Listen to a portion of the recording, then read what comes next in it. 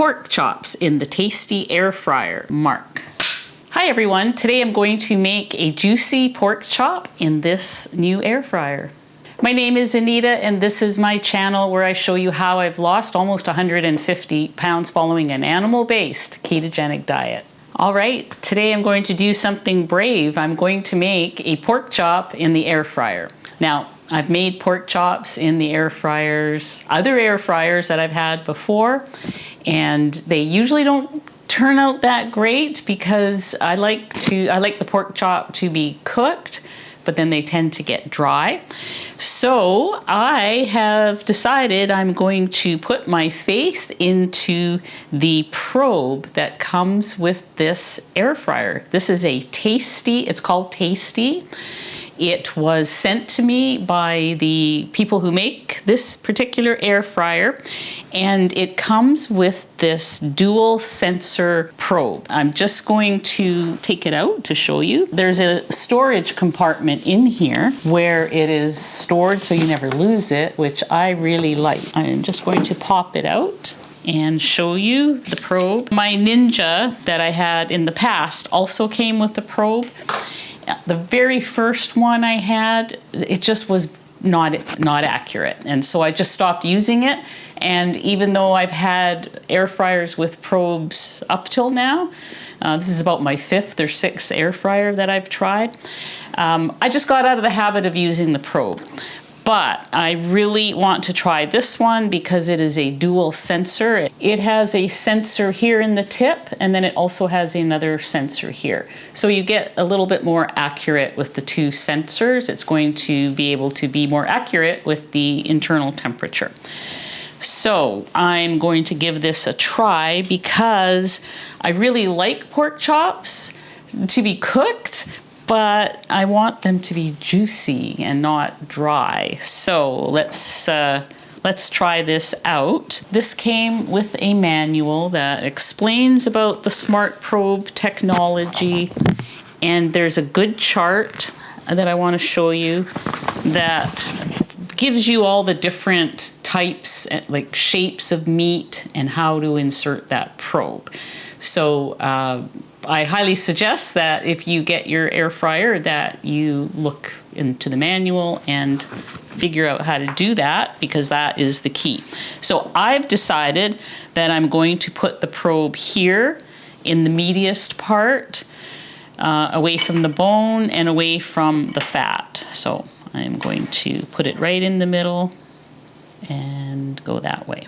Okay, this is about 12-ounce pork chop and it's 1 inch thick.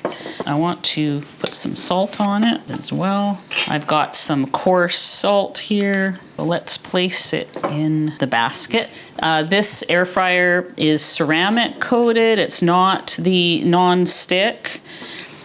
So I like that feature. So you basically insert your probe, close this. So I have my drawer closed and you can see that the cable just fits nicely in there. And then I'm going to plug it in, and you just plug it in until you hear the click. So it's pretty easy. The thing with this air fryer is it has a whole bunch of presets. So you can do some, you could do beef, chicken, pork, fish, all on these presets. We're gonna turn it on. I want to cook pork, so I'm going to press the pork button. It defaulted to chop, but if I had a tenderloin, I would just use these keys to go to tenderloin and pork belly.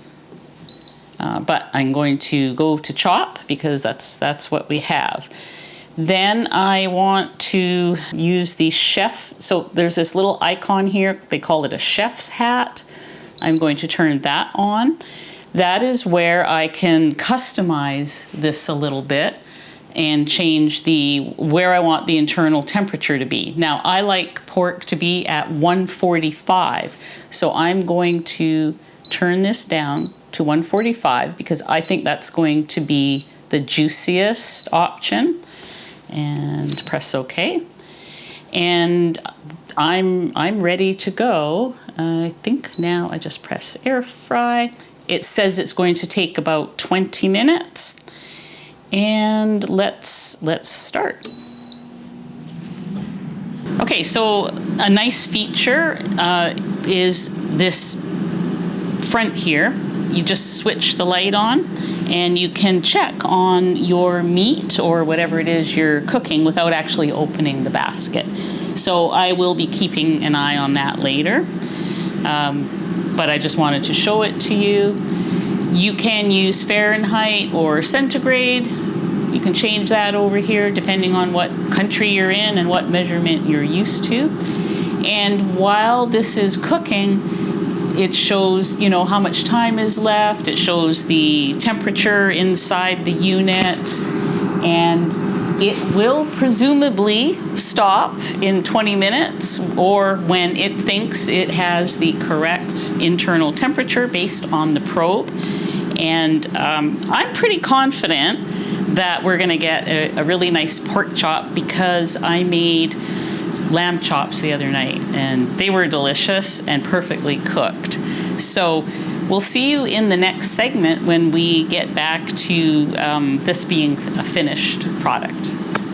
While we're waiting for the pork chop to cook, I wanted to let you know that there's an app that you can download. Not only can you monitor the cooking through your window here with the light on, which we already showed you, and also with the little screen here where it shows you how much time is left. It shows this air fryer on the screen, and it has a bar that shows how long it's been cooking for.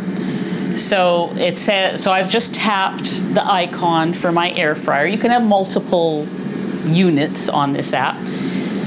So I've tapped the icon and it's telling me that the time left is 11 minutes. It's going to be ready at 3:58 p.m. If the recipe calls for any extra instructions like flip it over or shake the basket, those sorts of things, if I'm working in my office, I've got my phone, it'll alert me that it's time to come in here and flip or shake or do whatever I need to do for the recipe. And I can keep an eye on it to see how much time is left. There's also a number of recipes in here. I don't know if you can see those or not, doesn't really matter. I probably won't use the recipes because I'm usually just cooking meat with salt.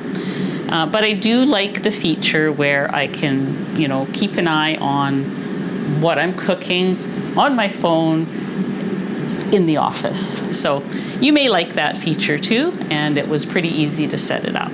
So I just wanted to bring your attention that there's two ways to monitor your cooking with this. We'll see you in 10 minutes when it's done. Okay, this pork chop finished when it said it was going to finish. Just going to turn this closer to me. Let's take a peek in here. Whoa, that looks really good.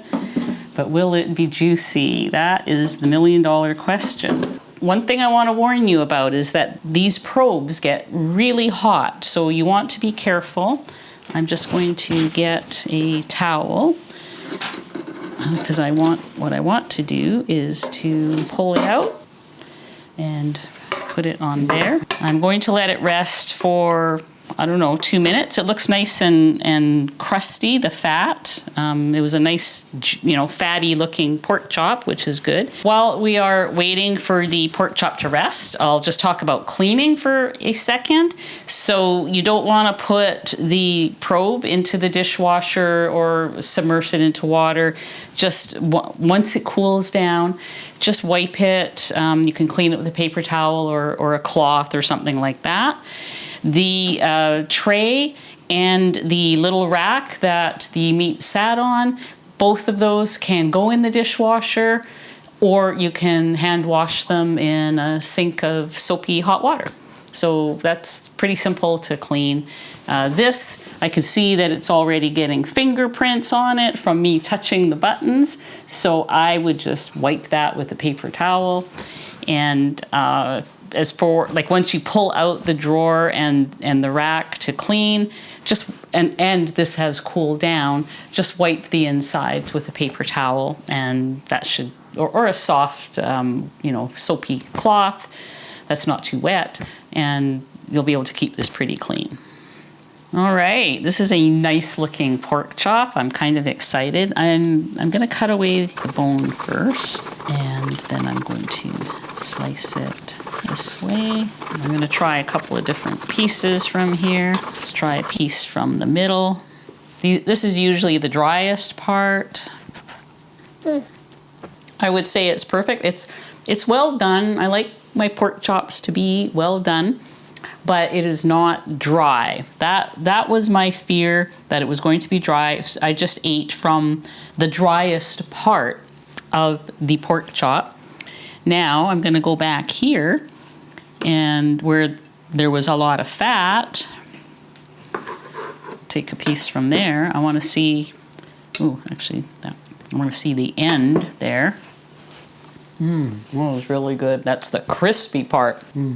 Yeah, that's really good. That is the perfect pork chop, where the edges that have the fat and you know, the crispy edges, juicy inside.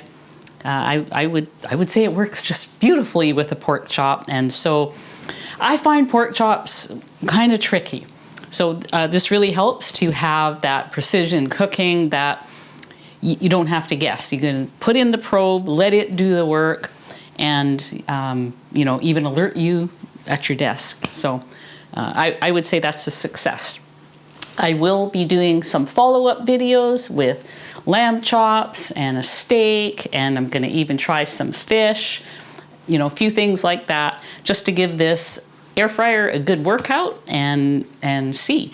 Now I do have some links below that will save you some money, whether you order from Amazon or direct from their website. So check out those links below. I hope you enjoyed today's video, and if you're in the market for an air fryer, this could be the one. They are very reasonably priced. So thank you for watching, and I'll see you on the next video.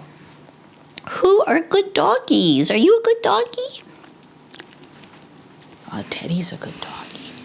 Yes. What about you, Pippi? Pippi? Pippi? No, Pippi.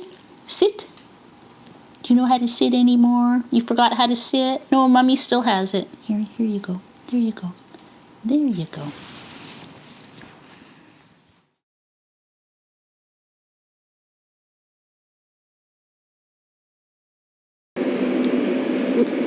What did I want to say? I heard your complaints.